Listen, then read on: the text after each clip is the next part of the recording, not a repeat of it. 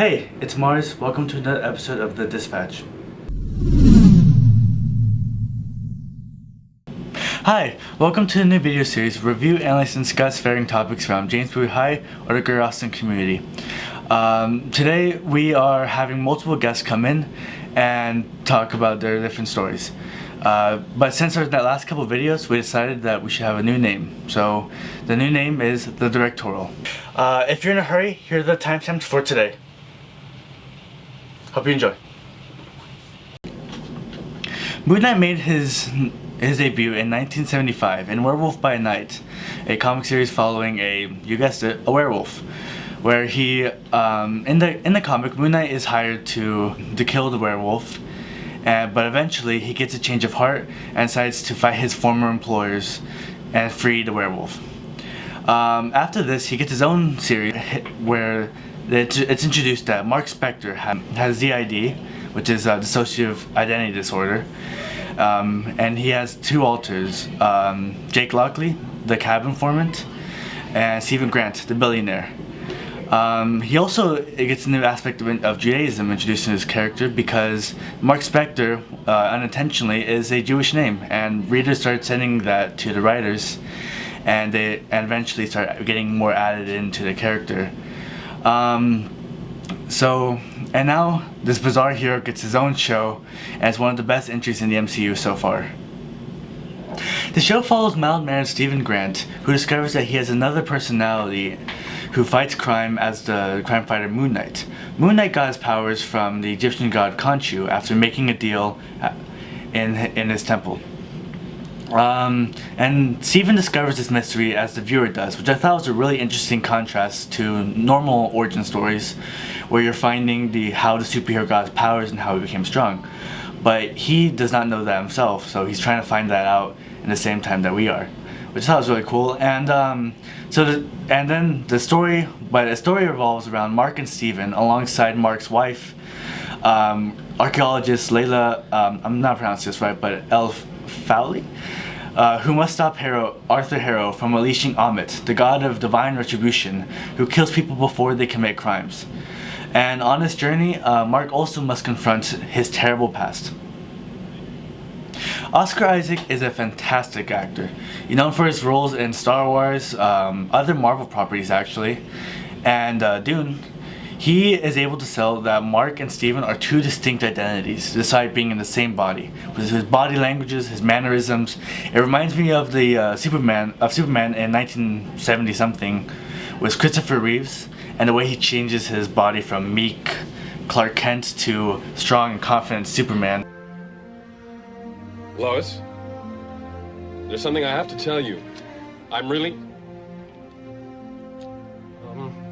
I was, at first, really nervous about tonight.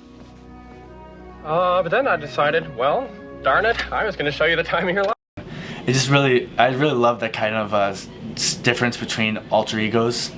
And this is a whole new level of it, and this is fantastic. And Ethan Hawke plays an excellent, calm, and calculating hero. And he mentions that in one of his interviews that he wanted to be the sane counterpart if Moon Knight was going to be sold as an insane superhero, mentally troubled, that kind of thing. So I really like that new addition because normally it's the hero, that's the villain that's insane, and you don't want to, and when it's not reasonable, as much as a villain can be. And May Kalamawi, she plays a very good Layla. She gives me the kind of Indiana Jones vibe to the whole show because the way she discovers like the puzzles, the crime fighting. My only gripe with the show is that we don't really see Moon Knight all that much. If I remember right, we only see him suited up for about 8 minutes, which is fine because it focuses on the mental aspect of the hero, which is one of the key important parts of the characters in the comics. But at the end of the day, I do want to see some ass kicking and stuff like that. However, we do have more time because Moon Knight's it's an MCU show, so he's gonna appear in other projects and stuff like that. And I love how the fact that Hero and Layla were both very original characters, and they weren't held back by any comic expectations because they're making their own thing. And I think that's something that a lot of more comic book shows should really try to do. And but overall, Moon Knight is a fantastic addition to the MCU, and I can't wait to see where the character will be taken in the future.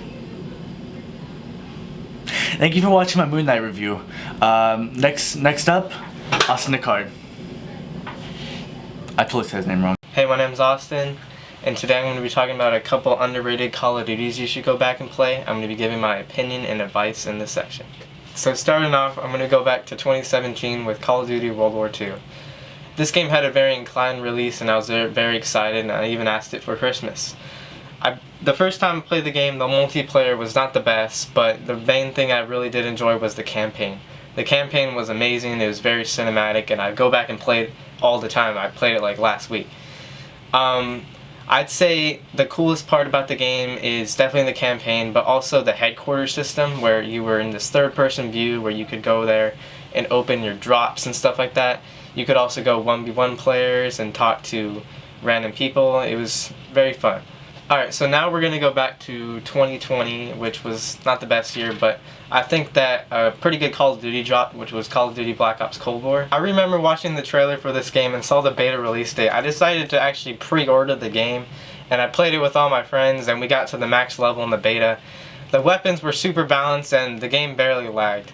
Once the game actually did release, the multiplayer was definitely a disappointment with some of the guns being too overpowered, and it was kind of unplayable. But I can say that the zombies game mode and the campaign was great.